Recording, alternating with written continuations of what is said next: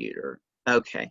That way, our friends who aren't able to make it will be able to do that. So, well, my goodness, I'm so glad to see people. That's Harrison. You know, We're glad this to is, see you. well, I'll tell you, it's the first day of school, and it's the weirdest thing because, I walk through the parking lot, and there's the big sports facility that they're doing is really taking shape. It'll be ready, in November.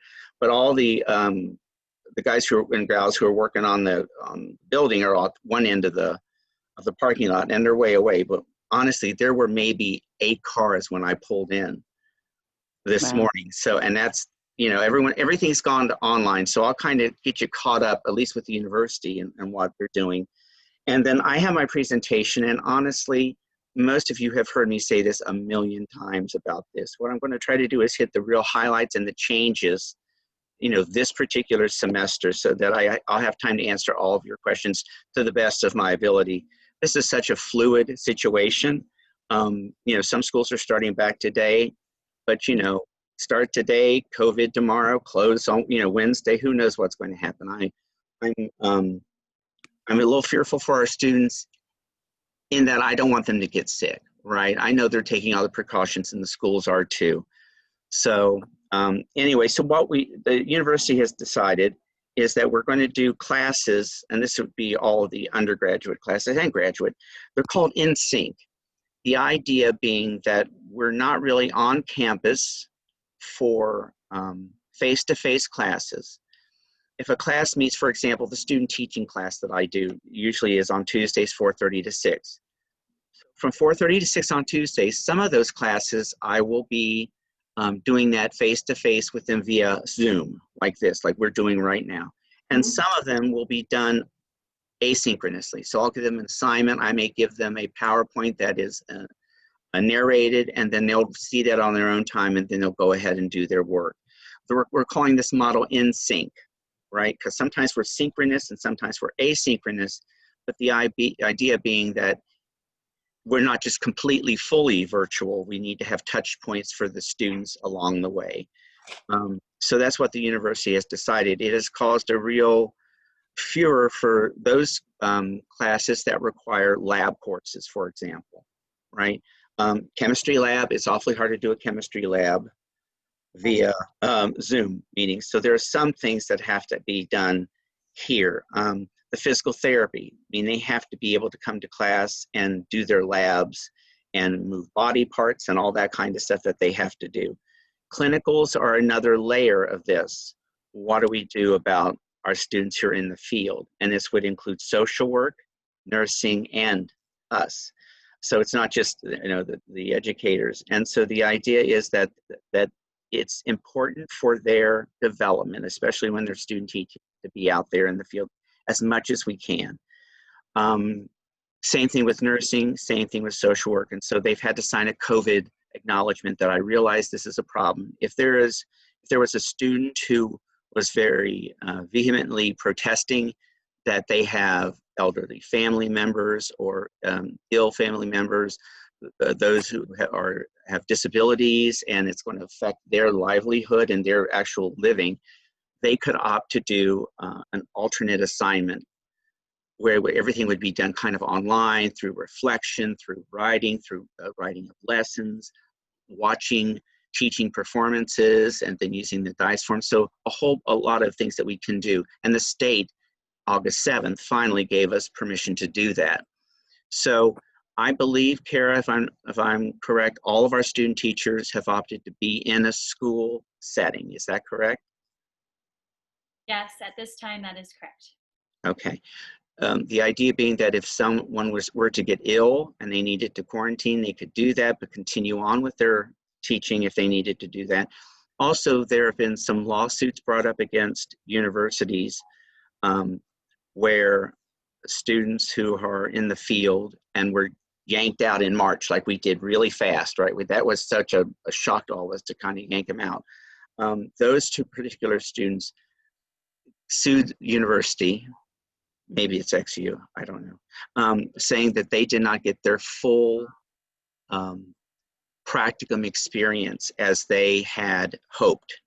And so they were suing the university. And Okay. you know, to one extent, I understand it, but the other extent, it's like for your safety. I mean, we did not know what was going to happen with this. And so what we've tried to do is for those people who are like, I don't want to do alternate assignments. I am a student teacher. I want to be out there. We're letting them do that, being fully aware of the risks.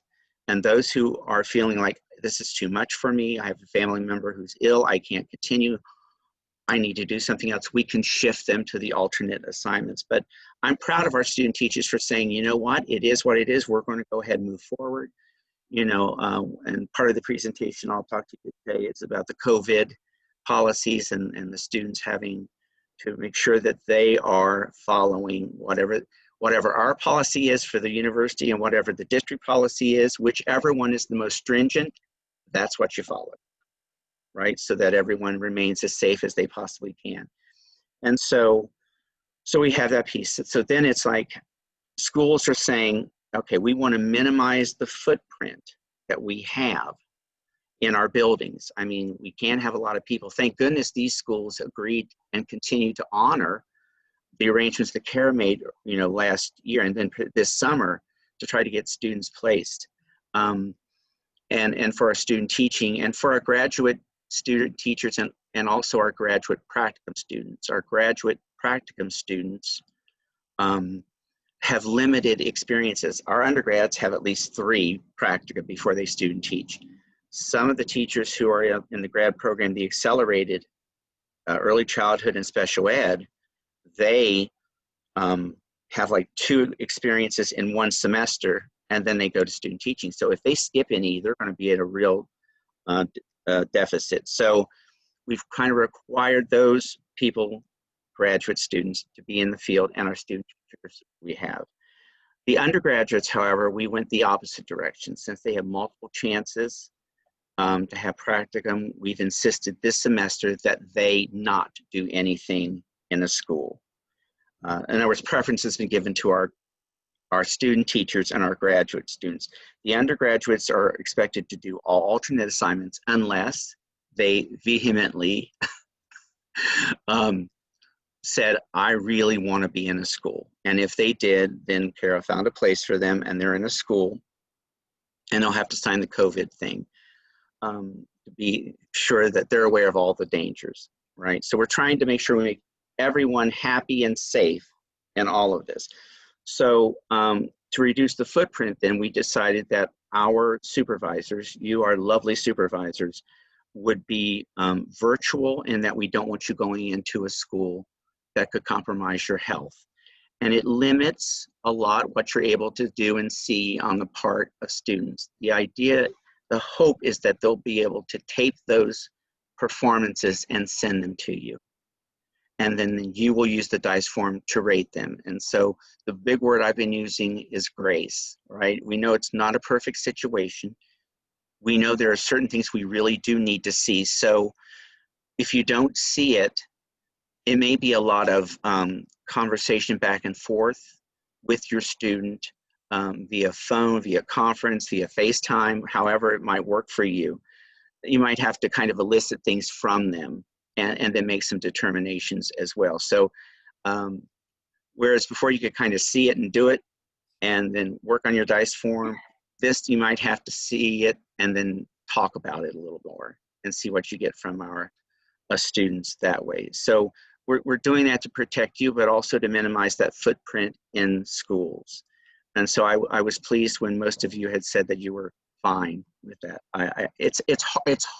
It's easy because you don't have to walk into any place, but it's harder because you're going to have to look at these videos and try to make a determination. And you'll get to the point where you're like, I wonder if they meant to do that or if there was something else going on. Also complicating is we have some students who, depending on the school they're in, are face-to-face. And there are some who are not face-to-face. They are virtual, and they will remain virtual, like in CPS. They said, we will love to have the student teachers. We finally got through that hurdle, but they all need to stay virtual. We don't want them in the buildings. Okay, so everything will be done taped via camera. It may be, I have no idea what it's going to look like. It could be done in a classroom. It could be a video of them working with students online, which is going to be very weird. So you'll have to listen to the conversation that the student teacher has with the students. So it'll be very odd. Grace is the word we're going to use, right? We're going to give people the benefit of the doubt and just be gracious to them in terms of it's difficult. They're nervous because this is a new situation for them. It's new for all of us. And that's what I've been trying to, I think, explain. And I did at the student teacher meeting, which, by the way, there's a recording that you can watch as well. But it's just knowing that we're all learning this together. There will be things that will crop up that we are not yet expecting, and it'll be okay. We'll just do the best we can, right? And so if you have questions, you may reach out to Carrie, you may reach out to me.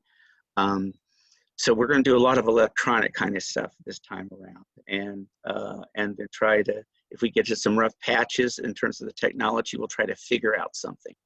More heads together do a lot better than just one or two heads as far as I'm concerned. So I'm going to work on the presentation here, and I'll slow down where we have some real major changes, and then you can ask questions along the way as we get there. I think some of you may still have some questions. I may get to it. So I'm going to share my screen, and when I do that, I'm hoping I'm going to be able to see a PowerPoint. And does everyone see this PowerPoint? Yes. Yeah. Yes. All right. Now my Yeah. problem is that I've tried to do this online. It keeps doing very strange things when I try to do this. So forgive me for just a moment. Let's see if I can. Well, that's weird. Okay, maybe I can just switch. That better? Yes. Yes. Very Yes. good. So again, welcome to Student Teacher Orientation. This is tape number, I think this is the 15th time I've done this. So we appreciate your being on board with us this semester to help our students. Again, students who are finding themselves, this is their last piece, to deny them this would have just been almost catastrophic, would be catastrophic for them to tell them they have to postpone for a semester, which is just going to be horrific. So we appreciate your working with us this semester. The names should be familiar to you by now. Of course, me, and then Kara and Jenny. And you know what kind of roles that we all play in terms of that. And a big shout out to Jenny, who is just going to have an amount of paperwork to kind of move around. We had a student services member, Carla Good, and I know some of you know Carla. She retired at the end of July. And so Jenny's picking up a lot of her stuff. Kara's picking up some stuff up. I'm picking some stuff up. So Jenny will have all that paperwork, and Kara, my goodness, Kara has just worked herself to the bone, just constantly, you know, trying to make sure these placements are working, and there may be some glitches even still, but she's been on board the entire summer. So I really want to express my appreciation and thanks to Kara for all her good help. So we have our faculty members.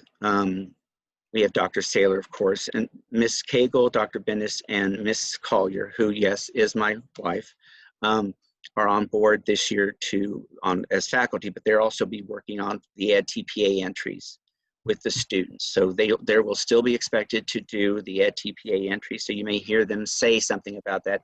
That's nothing you really have to worry about, other than to know that that's also an expectation along with their teaching this particular semester. And Ms. Schmitz is the director of the graduate ECE and SED master's programs, and I think you already know her to an extent, many of you. So we have 25 student teachers, and we've got 22 schools. So we have some that are double booked in some of the schools. So we're very pleased that these schools have decided to go ahead and work with our student teachers, whatever the situation is, whether they're face-to-face or they're part-time face-to-face and virtual, or if they're all virtual, they've all agreed to work. So it's going to be new for the mentor too. So of course we want you to, you know, contact the mentor from time to time. You may want to get that as evidence as well for your DICE form. It's just going to be a very strange semester. So we're all going to do the best we can with it, and yet still make sure that the students have the right skills and abilities to become a teacher. So what's new this semester? We have some new endorsements in our School of Education. So if you know any educators who are looking to get some endorsements, we have teacher leader endorsement and the gifted talented intervention specialist endorsement. We've always had the pre-K special needs, and we have the reading endorsement. And the exciting news there is that we're starting a doctorate in reading science in the summer of 2021. It's the first in the nation to be working on reading science. And the NCTQ, which is an organization that kind of rates programs across states, has rated our reading program as an A+, and it's only one of 18 in the nation. So we've got a lot to be proud of, and we're certain for sure, we are certain with our students that when they finish up, they know reading. They do know how to teach reading. Because this is not only in the master's program, but we've also infiltrated down into the undergraduate programs. They have to do 12 hours of what's called reading core. So it's really solid stuff. It really is. We have some new faculty. Look at all the new faculty we have. We've got 5 new people. Right, Miss Alley was on for last semester, but now she's full-time. Dr. Dennison and Keeler and Dr.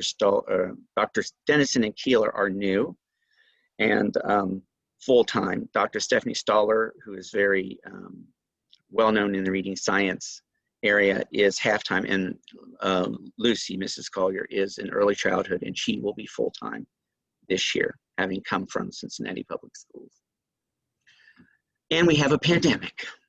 As if we didn't know that. That's something new this semester, isn't it? It's a pandemic. And honestly, it's in large letters because that's going to kind of determine everything we do, right? We're just going to have to be really, I've heard people use the word nimble, agile, right? All of those terms to kind of to be in a response mode to what may happen. Schools may be open for a month or so and it gets so bad they close them all down again. So we're just going to do the best we can with it, and keep saying it and repeating it. So mentor teachers, I want to thank you, but this was for the mentor teachers, but for you, thank you, supervisors. It means as much thank you to you as it does to the mentor teachers. So with COVID-19, there are some certain things, and I've just kind of put a lot of stuff on this screen. And it's also in the electronic folder I shared with you. I've got the PowerPoint for this in your information. But again, safety and health are important. Whichever practices are the most stringent between the school and the MAL, they need to follow, right? The number of observations, excuse me just a second. I know you all didn't pay for me to drink coffee, but throat's getting dry. Instead of doing 8 observations, that would be 4 for mentor and 4 for supervisor. We're asking you to do 3, okay? So 3 from the supervisor and 3 from the mentor. So we're reducing that, knowing that it's going to be a little bit more of a load on the other end to make sure you're touching base with your student. It shouldn't be, I observed it and I don't know what else to do. You should really make sure you conference with that student.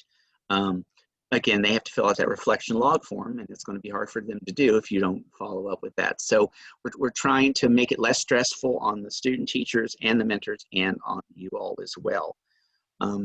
Harrison, can I say something real quick about that? Yes, please, Kara.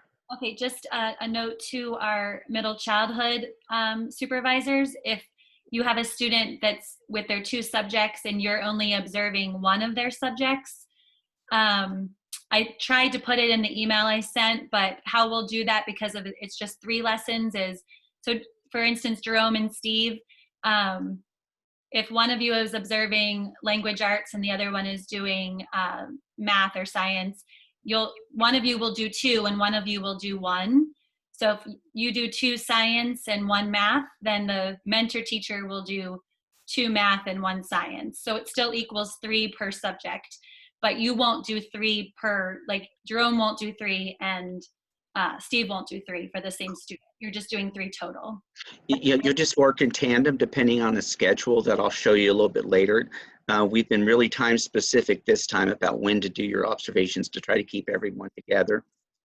And also not so much you all, but the students, because I think we're going to try to do an accordioned observation schedule, try to get them done as quickly as we can, so we're not lingering way into November, December, because I'm not sure how long the system, in terms of the school district system, will be able to sustain having students, right? So we want to make sure we try to get them in as fast as we can, but not so quickly that there's not time in between. So this time I'm suggesting a timeline for mentors and a timeline for supervisors that don't quite overlap. You know, that way you're kind of getting them over time between September and November. Some of our students aren't even starting till the day after Labor Day. So, you know. Date, Harrison? Hmm? Do you have a date when you want this all completed, though? Yes, I'll show it to you in just a second. Such good questions, Yvette. And it's also, I believe, in the supervisor letter Right. that I provided. So mentors will do their observations in real time with their students, and you will do those, of course, virtually, live if possible. If they can set up a FaceTime and kind of, you know, you can see them perform, or they want to tape it and send you the videotape, it may be uploaded to a YouTube. We're going to suggest several ways of doing that. We've had students do this really successfully before. They've used a Dropbox. But the important thing is that it's not just uploaded to somewhere where anyone can see it, right? Because their kiddos involved. It's really that they give you a link and you can get to the video and see it on your own time. Or you might arrange to do it live if possible. You may be sitting at home watching the screen, watching them perform. If that works out well for you all and the technology exists for that, please, I'm not going to tell you the exact way to go about it, because I don't know. Each school is different with technology. Each student is different with technology. Each of you are different with technology, right? Whatever way works best for you is certainly fine. Again, EdTPA, they're going to work on EdTPA just with us and with the key faculty per normal. You know, will we have to kind of modify it a little bit? We're changing it from a 5-point model to a 3-point model. So that's a change that is new. Whether we include every rubric, since there are 15 of them, we may reduce the number of rubrics. I have to look at it a little more carefully and have to talk with key faculty about that. But they are expected to do that. And any lessons that you observe should not be used for EdTPA or vice versa. I've explained that to students, and I'll explain it again tomorrow with them, right? We need to have a good sampling across the board of them reflecting on it via EdTPA and against and across other people seeing them perform in the field. So if students choose not to be in the field, and this is not true right now, but it might change, there are lots of different ways we can get to this. It's not as active, it's more observation kind of thing. But luckily our students now, our majority of our practicum students are going to be doing this, right? For right now, our graduate students are in the field, and whatever the schedule is of the school, they follow the schedule of the school. And they'll share that information with you. I'm trying to get information from them right now about, okay, tell me about model you've got. Tell me when your start date was, or is going to be. Some have been already in 2 weeks. They've been planning already 2 weeks. So they've got 2 weeks of the 15 weeks done of those students. Of course, that's for every program except AYA. They have 12 weeks of student teaching. So I'm still working on trying to piece that together for the practicum, but we're lucky that our student teachers are good to go. Again, our main goal here, we're committed to make this work. We have to be, right? And so the goal for you is to evaluate candidates consistently and fairly, but unfortunately in not so optimal conditions, right? We know the best condition would be you're being there with them, seeing it happen. But I think still you'll be able to see some pretty good stuff via audio tape, VCR. Look at me, I see I'm regressing. The horse has gotten loose already and it's just running around. So via a recording, right, our hope is you'll get to see a majority of what you would see if you'd been in a classroom. So the materials, they're all numbered here on this screen here, but they're in your folder. And so a lot of these you have seen before. And like I said, I'm going to kind of go through quickly those because there's some other stuff I want to show you. And of course, anytime you want extra materials, you can contact me or Tara or Jenny. You can go to my mount. We've got, you'll have folders in Google Drive where we can drop some stuff in that you can do. We can email you the things like the dice form. Tara, did you send out the dice form? Yes.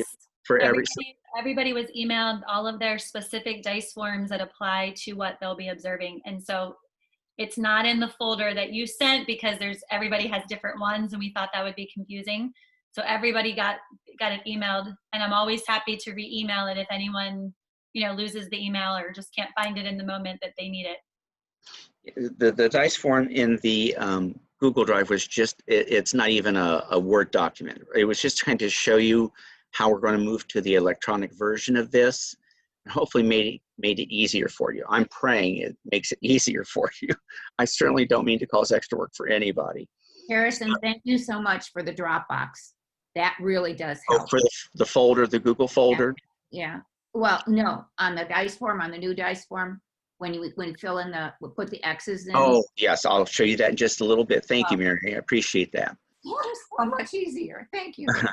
The licensure that students are getting will be that resident educator 4-year license, and then they have all these other tiers as they go through their career. But that initial license is the resident educator license. And of course, they have to have certain things in place for that to happen. They have to have a bachelor's degree. They're in an approved program. Now these students, not all of them have taken their OAEs yet because they were having a hard time getting them scheduled, right? So they couldn't get them all in because things were still closed down. And even if they're open, it's at half capacity. So we've kind of given them a waiver that they should continue to take the OAEs, but they didn't have to pass all of them before student teaching. It was just the only fair thing to do. And we've also extended that to next semester. They have to take at least one of them. But otherwise, they're not expected to have passed. There's just too much going on for that to happen. As you know, we have been granted accreditation through CAPE, and there were many of you who we called upon to help speak on our behalf when it came to our CAPE accreditation, so we appreciate that. We're approved by the state, and the Science of Reading program is additionally accredited through the International Dyslexia Association with an Accreditation Plus rating.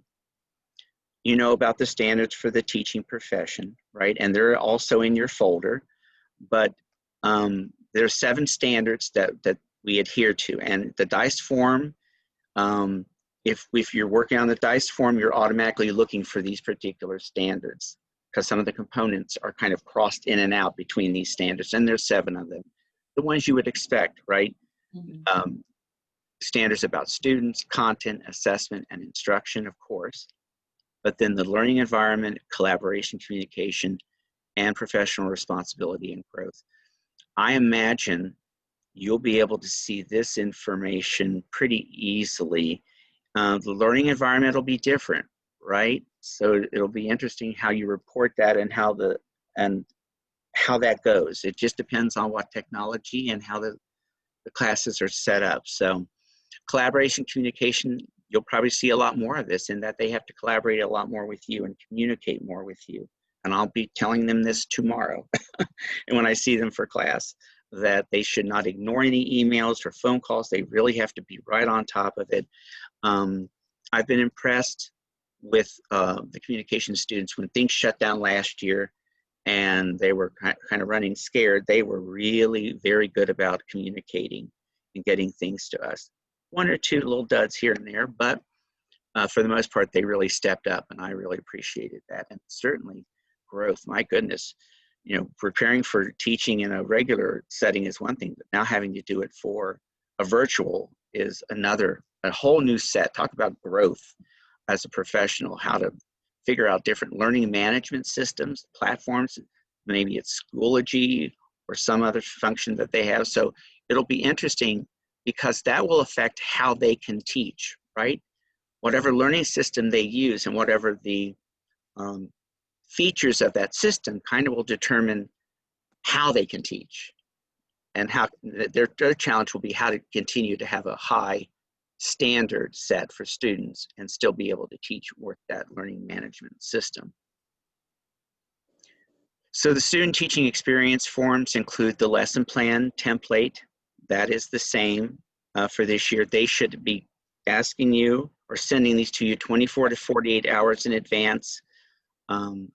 Things may happen at the last minute and they may say, okay, I sent this to you, but I've had to make a change because we've been told this. Just be aware that that might happen.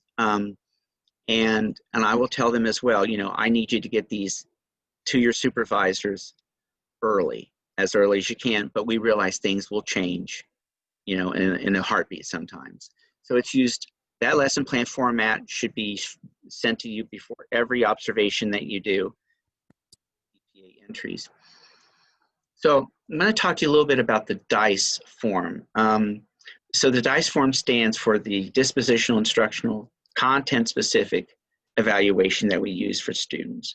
So what are the behaviors that students need to have to be an effective educator? So we did some research, we worked with faculty, and we found some of these, including being a good communicator, having a good rapport, enthusiastic. Sometimes that enthusiasm doesn't show up because they're not confident, right? So you have confident in one's abilities and enthusiastic. And there's some who are really enthusiastic, but still not confident. So we want you to measure those each time that you observe those students. And the score rating is a 1 to 3 using your rubrics. The DICE, the I is for instructional. And so these are the 10 components that you'll be rating students on. And all of those are linked back to the Ohio Standards for the Teaching Profession. As a matter of fact, when you look at the component, you'll see all those numbers and letters after it. If you look for OSTP, which is Ohio Standards for the Teaching Profession, you'll see the numbers that these components are linked to within the standards that you have.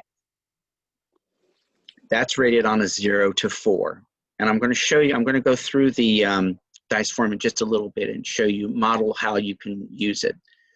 The C is for content specific. So there were some things that weren't included here in the instructional part that have to do mainly with the content you have. Like, for example, in art, there are certain things that art teachers have to know and be able to do beyond just that teaching piece.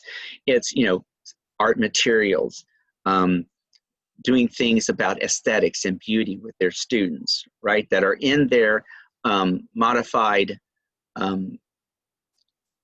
standards or their Ohio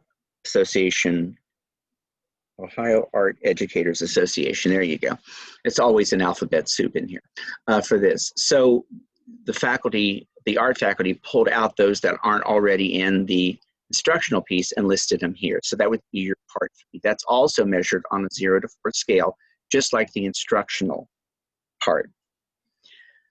And so I'm going to just stop this for right now, and I'm going to pull up, the Lord be willing and the creek don't rise.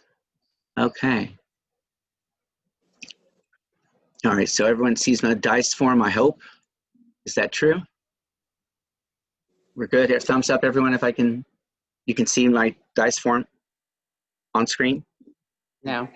It's still the PowerPoint, Harrison. Oh, okay. So, well, we can fix that.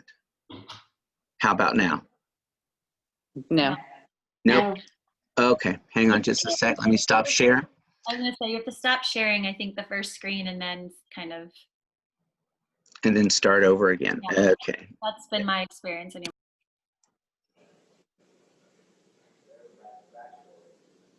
And there we are, right? Yes. Yeah. Thank you. Yes. Yes. Okay, so I'm going to blow this up a little bit because I have really poor eyesight. And so I try to make that a little bit bigger. This is just the early childhood. Each of you has your own specific forms that you have.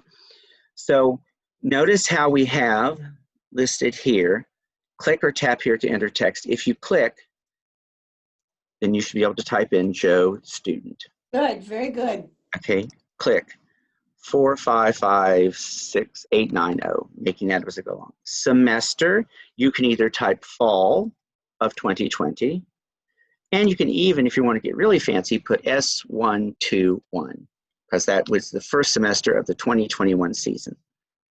School placement, Happy Elementary, subject grade, since it's early childhood, this would be grade, I can't type worth a darn, I'm so nervous, grade 1, there we go. And it could be all subjects.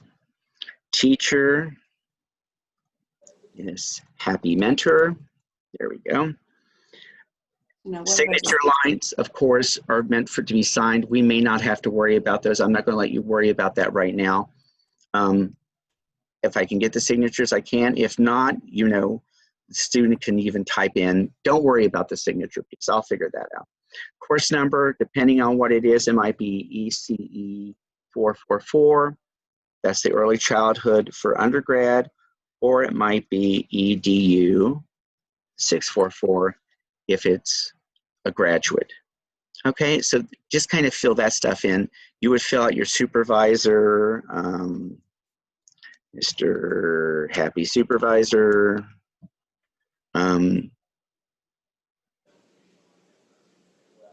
Don't worry so much. You can always just back up and write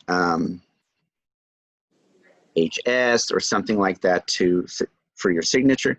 The dates are a drop-down date, so you can see that little drop down. Great. Maybe your Good. first one is September 30th. Boom. Okay. Just to tell you, I got a little creative and I put all my students on my desktop and I used this. It was very user-friendly, very, very easy to use.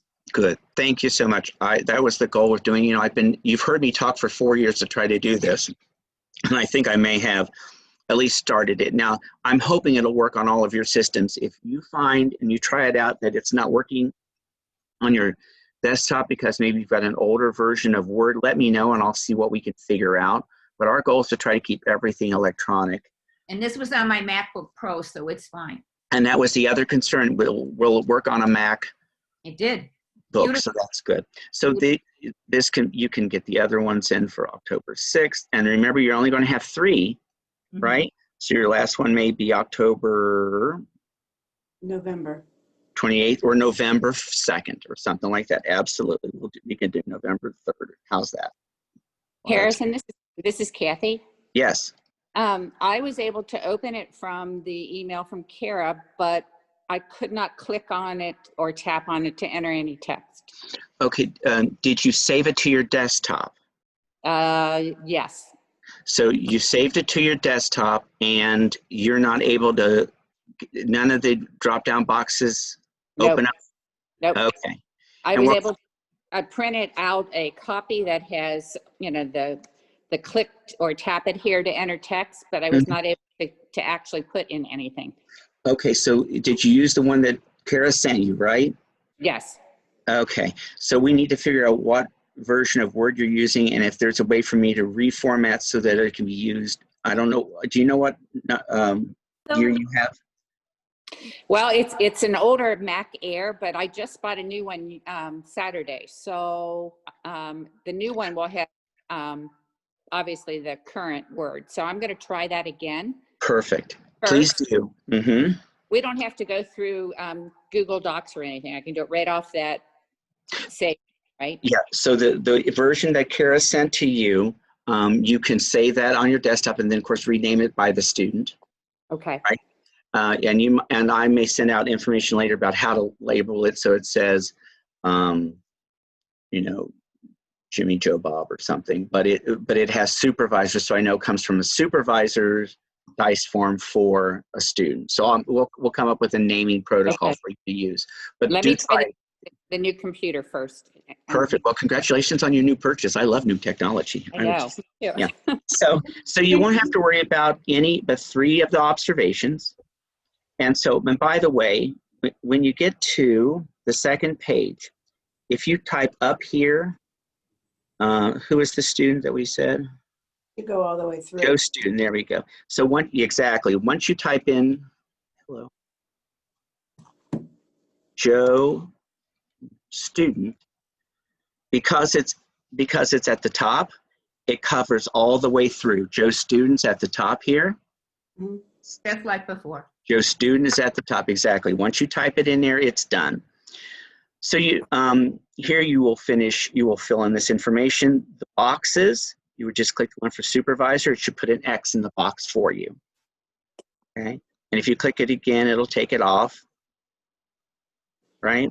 So this is the summary sheet, and at one point I separated the summary sheet from the rubrics. I'm putting them all back together again. It confused way too many people. I was trying to think about what was useful, and it ended up being a difficult situation because we weren't getting everything filled in that we needed to. So all the dice forms that follow, eventually you'll come back to here and you'll enter in for observation 1, 2, and 3. And each time you're going to put in a number. That X's and check mark stuff, we just got rid of it. It got too confusing. But if you click on it, 1, 2, or 3, you see the 3 numbers there? You can choose which one. 2 there. Oh, okay. Criticism, maybe it's a 3. It's great. 1 for a report. You're really great, but you're crappy with kids. 2, pardon my French. And so it goes all the way down this way. Okay? So you can only enter in a whole number. And so then once you have all your 3 columns in and you're ready for your final, if it's a 2, a 2, and a 2, then it's simple that you just would give it a 2. Depends on what those other columns say. But if it's a 1 and then you have a 2 and a 2, well, it looks like they're making progress in the right direction.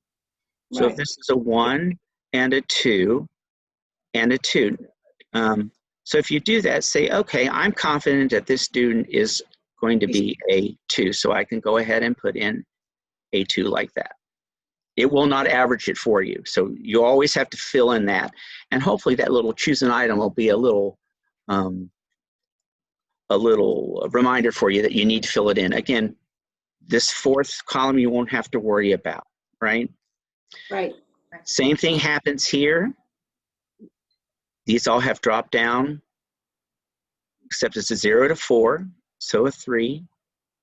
Assessment data, maybe it's a 4 or 3. So you can fill those in as you go. Okay, so that's how the drop down boxes work.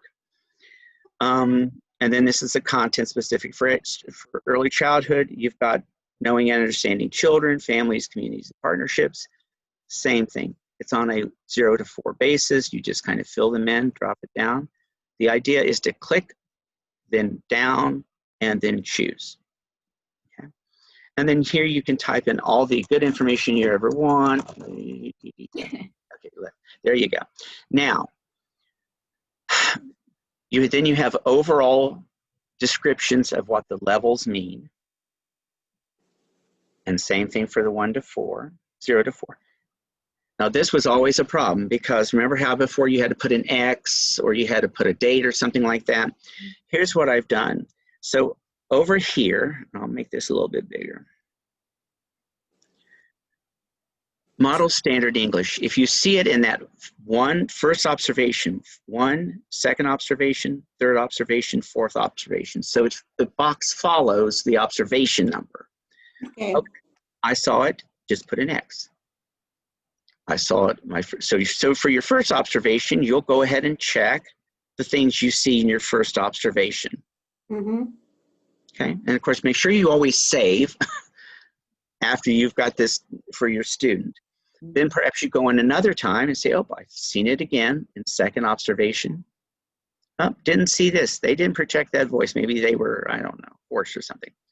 But then you didn't see there, but you saw this. So you're able to click the boxes now instead of putting X's or having to put them in different colors.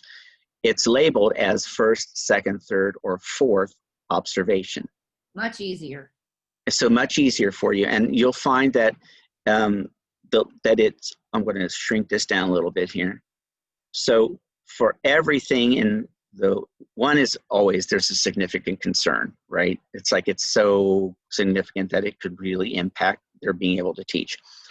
So all the way through, every single statement has a 1, 2, 3, 4, and for observations 1, 2, 3. Of course, you won't be using 4, so don't have to worry about filling that in, right?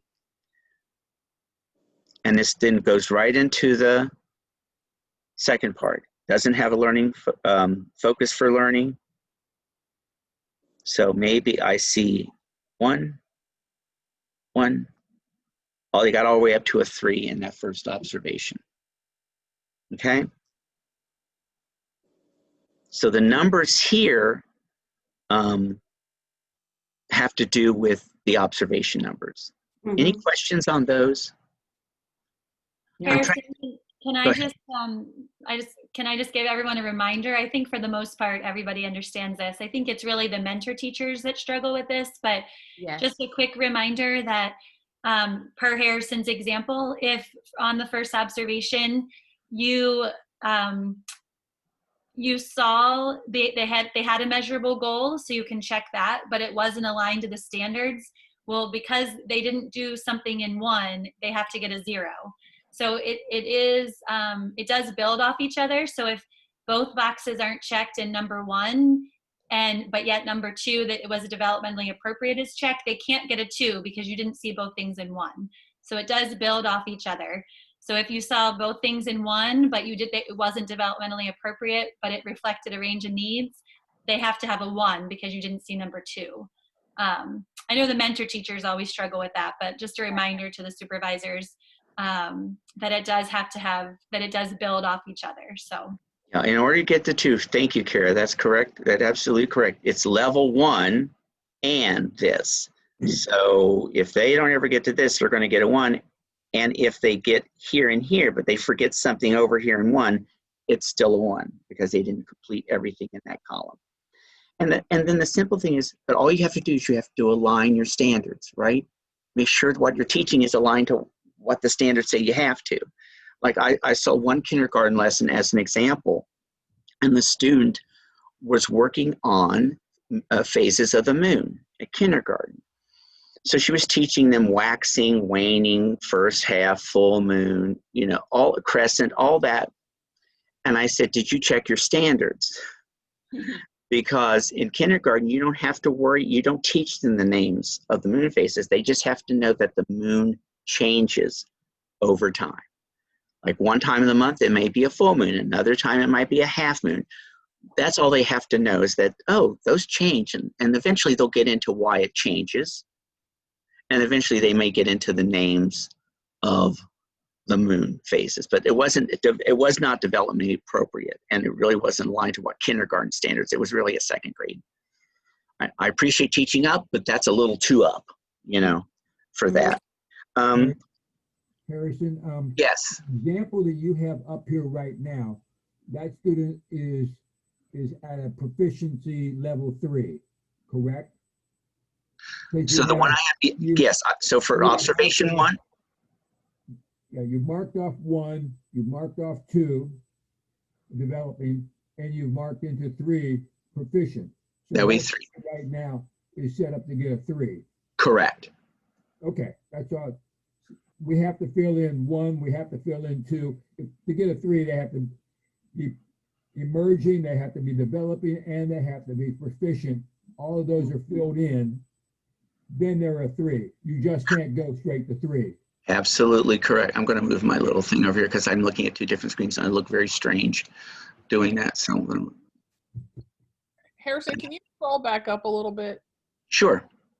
A little more. A little more. Before you get to the actual rubrics. Keep going. Keep going. Okay. Do you have a page number in mind? No, this page is fine. Okay. How do we put in given that things are going to be so different, the reality of having something not evidenced is a definite possibility. How do we put in the not evidenced? I would say, so it says evidence in lesson plan, the delivery, or a conference. So you talk to the student, and if it's still not seeable, then you can give them a score. Try to avoid any if you can. If you need to, if you end up with a whole set of NEs, that's going to be really hard, right? And then maybe we'll have to pick up from the mentor teachers. It's a possibility that you'd fill in all 3 NEs. Again, like the early childhood education professionalism. That might be hard to see, right? So you can always talk to the student about that, because I believe when it gets to part 3, Harrison, this will really be difficult with what's going on with the pandemic, because the students, especially the student teachers that are really proactive about, going to different meetings and there may not be meetings to go to Mm-hmm. So you know what? Stuff I'm thinking of.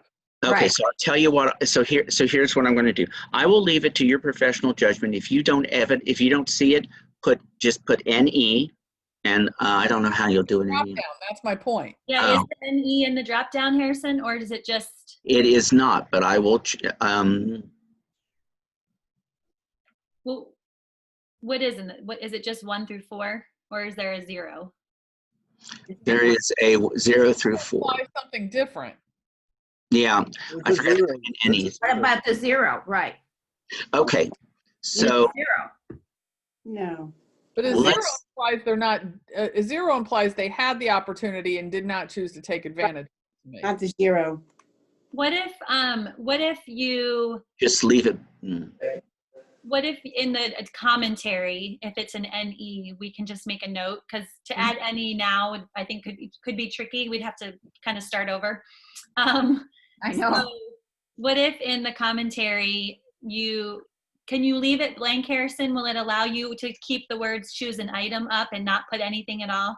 Yes, you could just leave it that way, and Just leave it as choose an item, and then there's no score, and then in the commentary you can explain observation number one was NE. Would that work? yes.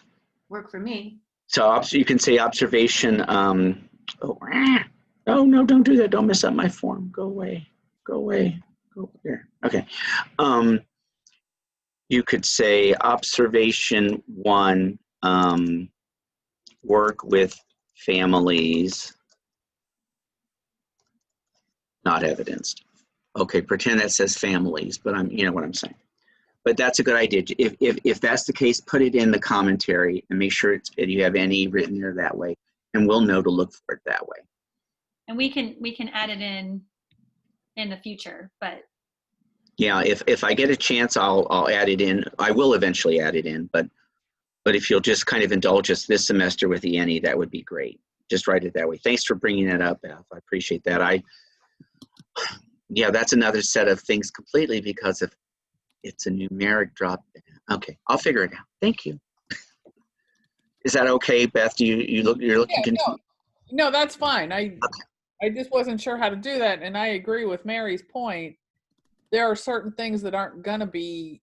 I mean, I felt like this in the spring. There were certain things that people just didn't have a chance to do because of the circumstance in which we found ourselves. Right. So let's agree that when we see a not evidence, to make sure it goes into the additional commentary here, and then of course it'll remain the kind of choose an item blank. The column 4 will all be choose an item because you're not going to be doing that. But if I see a 3 here and I see a nothing here, I'm going to assume that's an NE. Okay.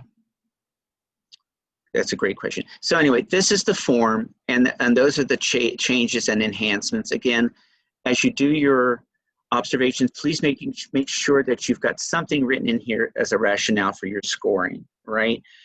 This is supposed to be a compendium of evidence. We have the scores on the summary sheet, and I see your scores marked on a rubric, but what was it exactly that you did that made it that way? And any kind of information you get here then is given back to the student, right? It's feedback for them. It doesn't have to be this long, 3-page document, but give a sentence or two for each observation would be really good, especially something that could be really helpful. It would have been helpful if you had done this, right? Just kind of record those kinds of things there, and that'll give the rationale for your score. And of course, if any time you have any questions about the DICE form, please let us know. If it's not working for you, let us know. We'll try to make sure you get, and I will make those changes. I really appreciate the one about the NE. I will figure out how to fix that. Okay? All right, so I'm going to stop sharing, and I'm going to go back to PowerPoint, and then I'm going to go here again, and then I'm going to do something with that, and I'm going to share. Okay.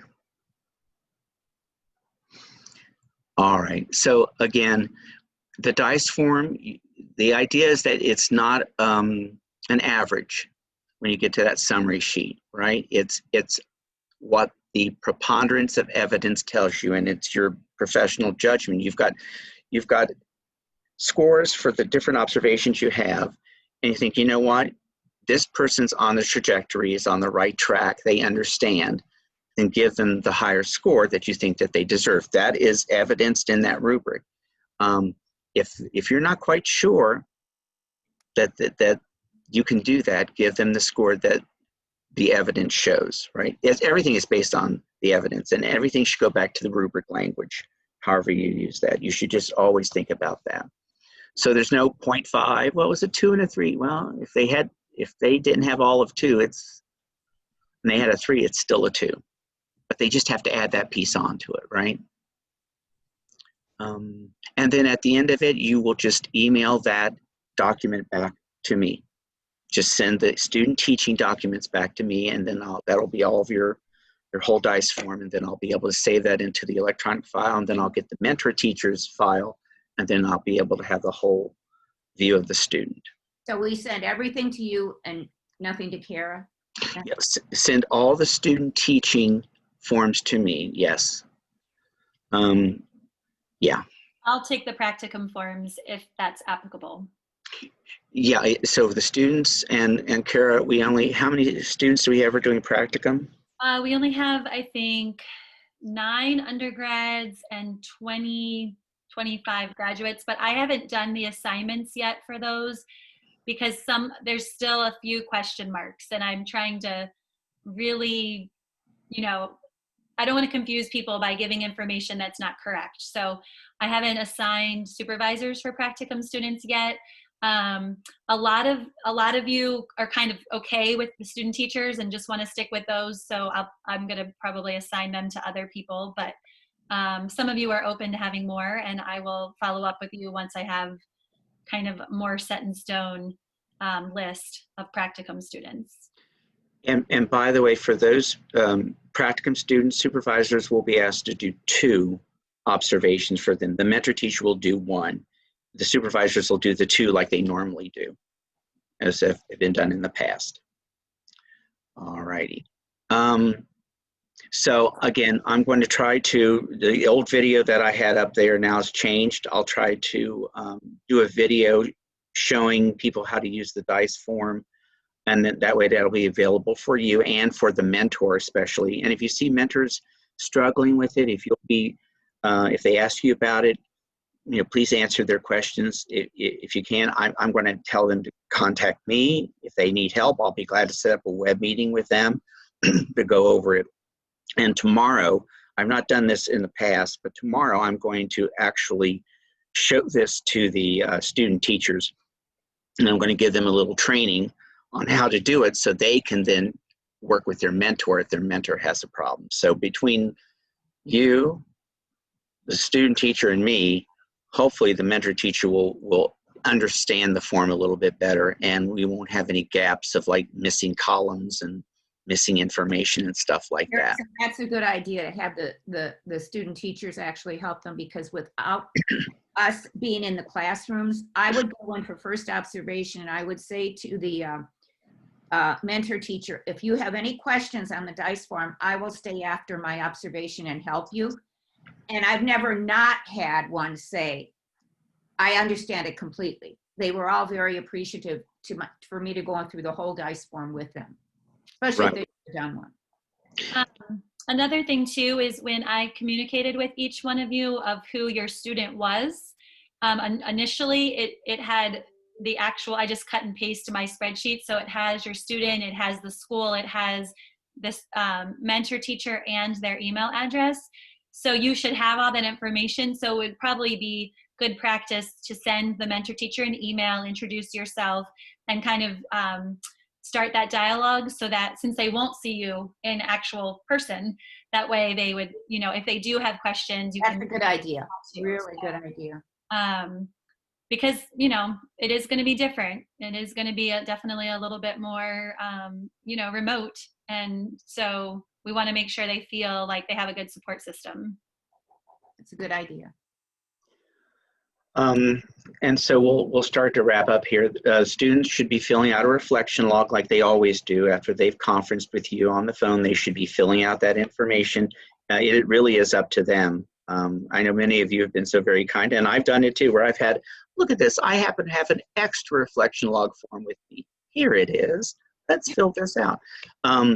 You know, you might want to say, well, before we start talking to you, you have your reflection log in front of you, something like that as a prompt. I will remind them again that if the DICE forms are submitted, but they've not submitted reflection logs, then I keep on them until they do. So we'll try to help it up front if we can. Professional performance report, of course, also. Are you seeing my screen? You are. Yes. Yes. I'm just leaving it like this for right now.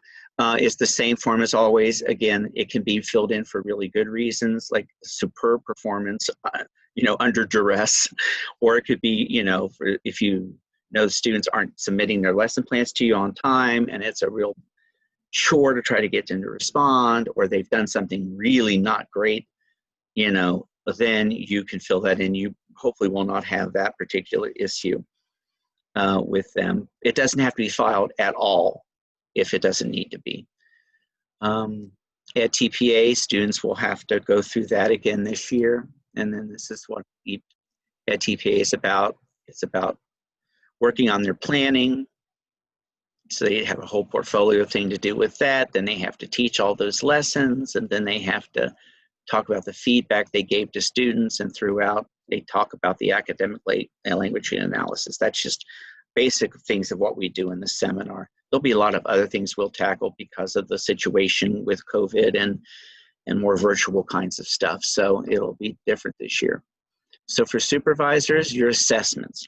So there should be 15, there we go. 15-week placements. I'm going to make that a little bit bigger.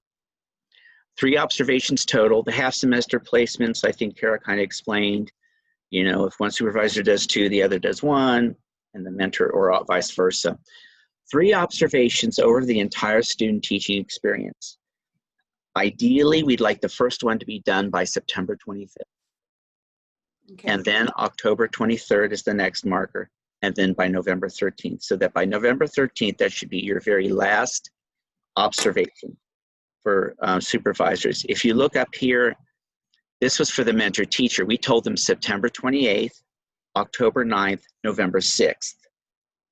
Okay, so they should be done by that. So the idea is that that week of September 18th, I think September 18th is like on a Friday, they should get that first observation done. And they should follow that schedule. If they follow that schedule and you follow this schedule by these dates, then it's done over time between September and November. And we are accordioning it. We're going to do accordion style to try to get things in a little more quickly. And that way everything will be done and in by Thanksgiving in terms of observations. They have to keep teaching, of course. But the observations will be done by then. And again, it won't be perfect. You know, there'll be students who'll get sick.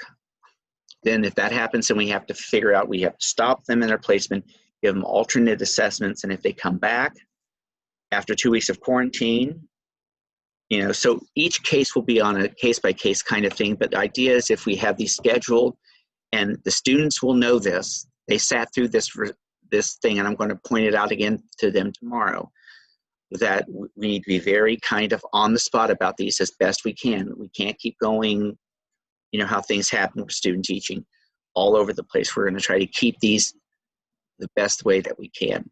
Any questions about, and that's for the supervisor. Does that help? I know that a lot of you have asked about, you know, could we have a specific date due, because we tell these, it's like week 3, 6, 9, and then things kind of change because people start late, it gets a little messy. Hopefully that'll be better for you. That helps a lot. It helps a lot. Yes, it does. Okay, good. And the fact that the students know this, and I'm going to be really kind of tough and say you have really got to try to stick to this, because things will go bad really fast. If something closes, you only have 2 observations, we've got a problem, right? Now you're going to have to do all these other alternate assignments, and I don't think they're going to like doing that, but especially since they've been in the school already. Communication, always early, open, you know, call me, better yet, email me and let me know that you have a problem, you'd like to talk with me, I can call you. right? Just give me some times of when I can do that, since I'll be working from email.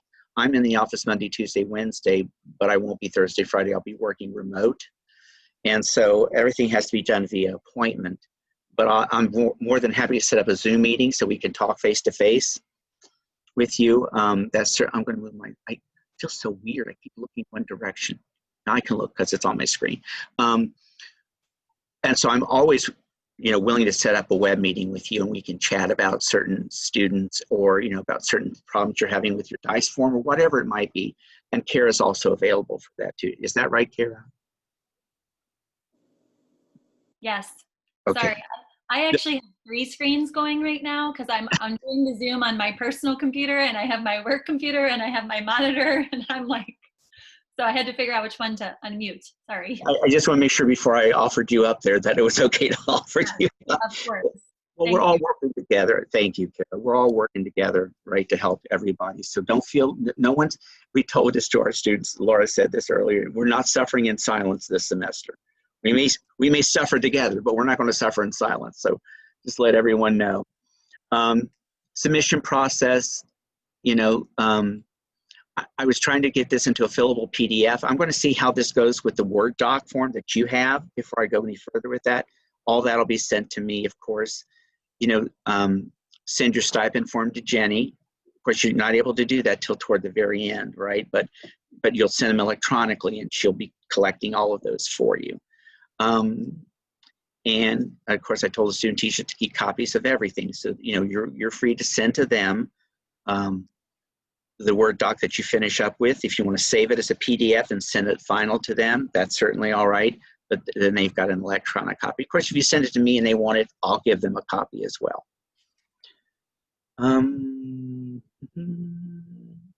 All right, supervisors have now been assigned. That was really for the student teachers. All right. Again, it's going to be challenging, and we're going to hopefully learn a lot through this experience, but we'll need to be inventive. There we go. And give ourselves the grace to know that things may not work out perfectly, and things can change tomorrow, and we'll be flexible and work the best we can with our students. So, any questions?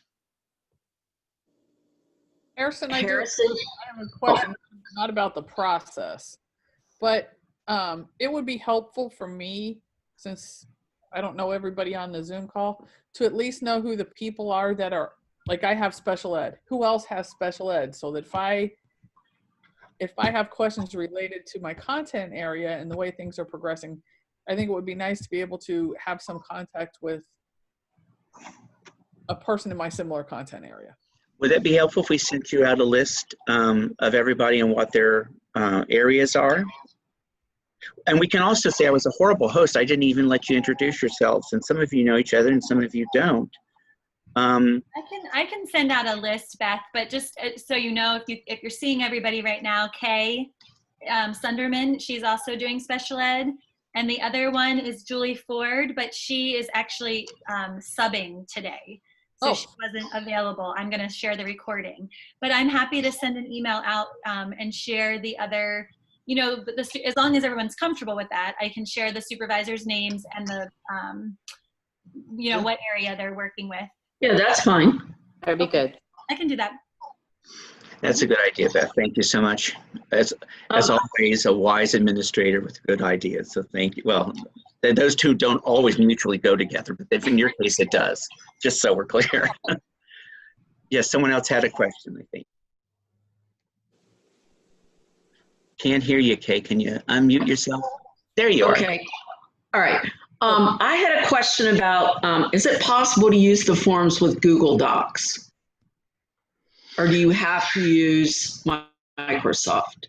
I'll tell you what, I can upload it to Google Docs for you to use, and you can try it and we can see if it'll work. Would that be helpful to you? Okay, that'd be great, because I don't have Microsoft on this new laptop. It's on my old one, and I don't think it would work as well. And I'm trying to avoid, they up their costs so much. So anyway, Google Docs works perfectly for everything else, but if it doesn't, I'll have to subscribe. But I thought, let's try it and see. Would Okay, that- I'll share the special education dice form with you through a Google Doc. Okay. Today, and then will you try it out and give me feedback and let me know, because Yes. that'll probably be easiest. Okay. Okay. Is All everyone right. okay using it just as a Word doc on your computer? Mhm. And of course, that's if that works, Kathy, for you. Yes, I will try it. Okay. But if you run into a problem like that, let us know, and we'll do what we can. Certainly, I think we can do a kind of a Google Doc and see how it turns out. Okay. And Okay. Kathy, for yours, just make sure because I pulled up the email I sent you and I pulled up the attachment. You do need to enable editing. I don't know if you did that part. Like at the top, it says enable editing. Otherwise, it won't let you do anything with the document. It's almost like a PDF where it's just frozen. It did say there was an arrow at the top that said open in. Do I have to click on that? Maybe. Mine just said enable editing. So if you click on that, then it lets you type in it. I didn't see that. It says that maybe if you open it with a different, program, maybe. Okay. But it also might just work better on your new computer. So That's what. it might not be an issue. But if it is, I'm happy to kind of troubleshoot that with you. Okay. Thank you. Because we should be able to just fill it out on the document that you sent us, right? Right. But I can't, so far, I can't put anything in. So You might have to save it because it is like I said, when I open it, it says at the top enable editing because it's someone else's document, so they don't want you, they want to make sure you're altering it. Okay. So sometimes you have to enable editing, or you have to save it as your own document. Okay. In the computer, so it knows you kind of own it now. Right. Okay. When All I right. did mine, I had to do the save as, like you were talking about, Kara, and then save it to my desktop. My format's a little bit different with the Apple, but it worked. I had to play with it a little bit before I got them all on, and I have all my 4 on there. And I was just playing around with them, and it's working, it's saving, it's great. So they're there. Okay. I will. But I played around with it a little bit.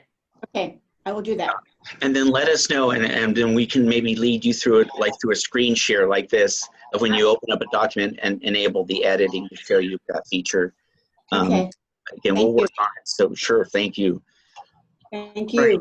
What other questions do any of you have? I'm looking in the chat feature. Oh, very good. Anything else?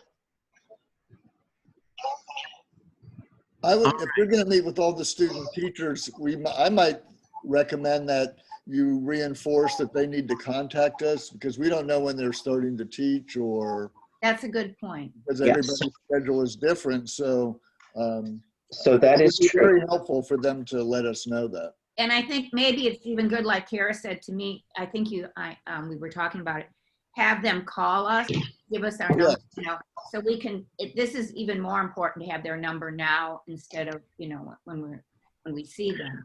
But, yeah. Is it okay for us to share your phone number? Oh, Yes. Yes.